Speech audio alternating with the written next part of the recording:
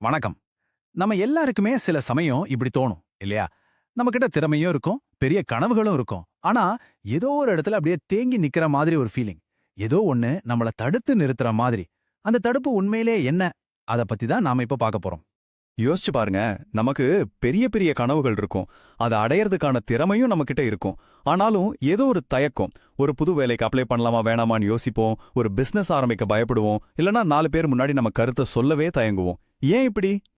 இதுக்கு காரணம் என்னன்னா, நம்ம மனசுக்குள்ள இருக்கிற ஒரு நம்பிக்கை தான். நம்ம முன்னாடி ஒரு பெரிய இரும்பு சுவர் இருக்கிற மாதிரி நாமளே கற்பனை பண்ணிக்கிறோம். அந்த சுவரை தாண்டி போறது சாத்தியமே இல்லைன்னு நாமளே முடிவு பண்ணிக்கிறோம். ஆனா ஒரு நிமிஷம் யோசிச்சு பாருங்க. ஒருவேளை அந்த சுவர் உண்மையே இல்லனா? உங்களை தடுத்து நிறுத்துறது உங்க மனசுக்குள்ள மட்டுமே இருக்கிற ஒரு கண்ணுக்கு தெரியாத சின்ன கயிறுனா நம்புவீங்களா? சரி, வாங்க இது இன்னும் கொஞ்சம் ஆழமா பார்க்கலாம். இந்த மனத்தடைய இன்னும் நல்லா புரிஞ்சுக்க ஒரு பயணியோட கதையை கேட்கலாமாங்க. இந்த கதை நம்மளோட தவறான நம்பிக்கைகளை ரொம்ப தெளிவா நமக்கு விளக்கும். ஒரு தடவை ஒரு பயணி ஒரு யானைகள் முகாம கடந்து போயிட்டு இருந்தாரு. அங்க வரிசையா பிரம்மாண்டமான யானைகள் நிக்கிறத பார்த்தாரு. ஒவ்வொன்றும் மலை மாதிரி இருந்துச்சு. பெரிய பெரிய மரத்தையே ஈஸியா ஒடிக்கிற அளவுக்கு அதோட கால்கள்ல பலம் இருந்துச்சு.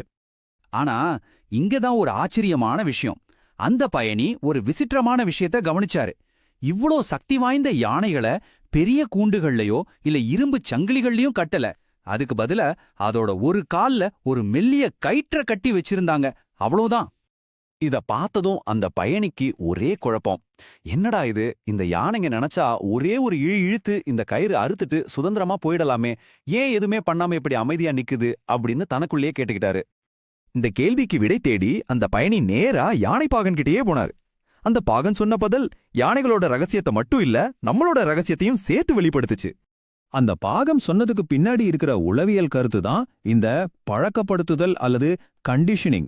அதாவது ஒரு விஷயத்தை நாம திரும்ப திரும்ப அனுபவிக்கும் போது அதுதான் உண்மைன்னு நம்ம மனசு நம்ப ஆரம்பிச்சிடும். இது அந்த யானைகளுக்கு எப்படி பொருந்ததுன்னு பார்க்கலாம். அந்த பாகன் விளக்குனாரு, இந்த யானைங்க ரொம்ப சின்ன குட்டியா இருக்கும்போது இதே அளவு கயிற்ற வச்சுதான் கட்டுவோம். அந்த சின்ன வயசுல இந்த கயிறு அதுங்கள கட்டி போட போதுமானதா இருந்துச்சு. அதுங்க பல தடவை இழுத்து பார்த்தோம், தப்பிக்க முடியல. அப்போ அதோட மனசுல இந்த கயிறு நம்மளை விட ரொம்ப வலிமையானதுன்னு ஒரு நம்பிக்கை பதிஞ்சு போச்சு. இப்போ புரியுதா?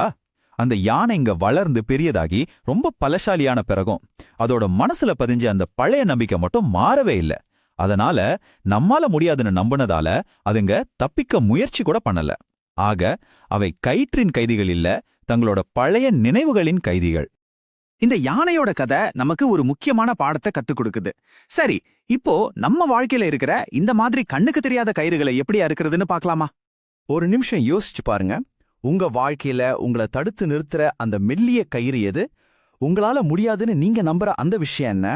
அது ஒருவேளை உங்க மனசுல இருக்கிற ஒரு பழைய நினைவா கூட இருக்கலாம். இந்த கயிறுகள் பல வடிவங்கள்ல வரலாம். சின்ன வயசுல ஒரு டீச்சர் சொன்ன ஒரு வார்த்தையா இருக்கலாம், இல்லனா ஒரு பிசினஸ்ல தோத்து போன அனுபவமா இருக்கலாம், இல்ல ஒரு மேடையில பேசும்போது தடுமாறினதா இருக்கலாம். அந்த பழைய அனுபவங்கள் இன்னைக்கு உங்களை கட்டி போடுதுன்னு நீங்க நம்புறீங்களா? இந்த ஒரு வாக்கியத்தை நல்லா மனசுல பதிய வச்சுக்கோங்க. அன்னைக்கு இருந்த நீங்க வேற, இன்னைக்கு இருக்கிற நீங்க வேற. நீங்க வளர்ந்துருக்கீங்க, நிறைய கத்துக்கிட்டீங்க. அன்னைக்கு உங்களை தடுத்த கயிறு இன்னைக்கு உங்களை தடுத்து நிறுத்த முடியாது. இந்த மனத்தடைய உடைக்க இதோ ஒரு 3 சிம்பிள் ஸ்டெப்ஸ். முதல்ல உங்களை எது தடுக்குதுங்கிற அந்த பழைய நம்பிக்கையை கண்டுபிடிங்க. ரெண்டாவதா, நீங்க இப்போ முன்னவிட வலிமையானவர், அறிவானவர் அப்படிங்கிறத உணருங்க. கடைசியா தைரியமா ஒரு தடவை அந்த கயிறை இழுத்து பாருங்க. நீங்க ஆச்சரியப்படுற அளவுக்கு அது ரொம்ப சுலபமா இருந்துரும். அதனால இன்னைக்கு உங்களை நீங்களே கேட்டுக்கோங்க, எந்த பழைய நம்பிக்கைங்கிற கயிற்ற நான் என்னைக்கு அறுக்க போறேன்? ஞாபகம் வச்சுக்கோங்க, அந்த கயிறு ரொம்ப பலவீனமானது, ஆனா நீங்க ரொம்ப வலிமையானவர். ஒரு நம்பிக்கையான முயற்சி உங்களை விடுதலை செய்ய போதுமானது.